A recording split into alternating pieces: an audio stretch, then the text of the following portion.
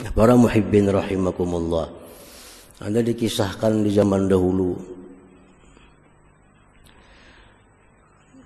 di negeri itu ada seorang ahli ibadah. Nah, orang ahli ibadah ini pekerjaannya beribadah melulu, ibadah melulu. Nah, di kampung itu juga ada orang ahli maksiat. Nah, segala maksiat sudah hampir semua digawinya oleh orang ini. Nah, tiap kampung pasti ada yang kayak itu, ada yang ahli ibadah, ada yang ahli maksiat. Zaman bahari pun demikian. Suatu hari orang yang ahli maksiat ini melihat orang ahli ibadah itu duduk, nah, di suatu tempat. Jadi ujar orang ahli maksiat ini, aku nak beparak sidin itu Tuhan, nak mama lagi sidin duduk. Mudahan aku dapat barakahnya, mudahan aku dapat hidayah Allah. Karena aku ini banyak benar dosa, aku banyak benar maksiat. Sidin tu orang yang kada tahu di maksiat, beribadah aja hari-hari. Nah, aku nak beparak lawan sidin. Datanglah si ahli maksiat ini kepada orang tadi duduk. Begitu duduk di samping ahli ibadah tadi, berdiri ahli ibadah meninggalkan orang ini. Nah, berdiri. Dalam hatinya apa? Dalam hati orang ahli ibadah ini, apa orang ini berparak lawan aku sini, gawin maksiat melulu, memparak lawan aku, nah apa ini maksudnya? Nah, dia merasa bahwa dirinya itu mulia, kada pantas duduk diparaki oleh orang yang ahli maksiat ini. Dia merasa dirinya mulia, kada pantas duduk di sampingnya orang yang ahli maksiat kepada Allah.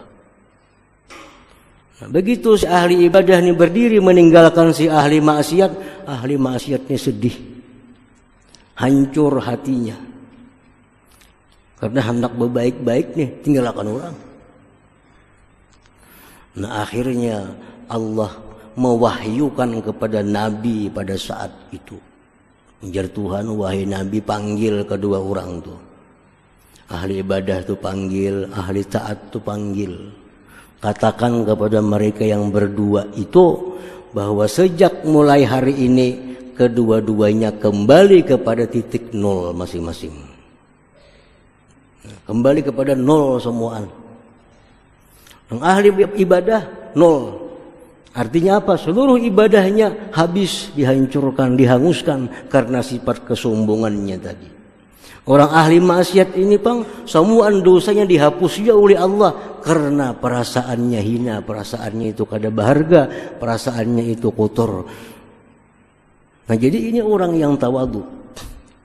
Nah, orang yang ahli maksiat tapi dia merasa hina, dia merasa kotor, lebih baik kedudukannya di sisi Allah daripada orang ahli taat namun dia merasa paling bersih, paling suci itu.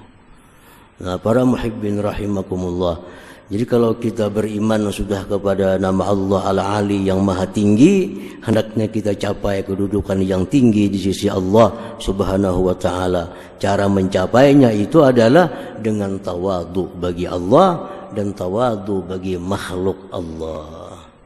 Jadi secara ringkas tawadhu lawan makhluk itu artinya jangan merasa diri ini lebih mulia dari orang lain. Bila kita kawa itu tawadhu sudah. Jangan merasa bahwa kita ini lebih suci daripada orang lain. Nah, itu sudah tawadhu orangnya. Sudah tawadhu. Siapapun yang kita lihat, hatta orang kafir. Ini orang kafir. Jangan merasa diri kita lebih mulia daripada orang kafir itu. Kenapa sebabnya? Karena yang dipandang mulia kada mulia di akhir hayat yang dipandang. Siapa tahu akhir hayat si kafirnya masuk Islam, kita keluar pada Islam. Nah, jadi walaupun orang kafir sekalipun, jangan diri kita merasa lebih mulia daripadanya.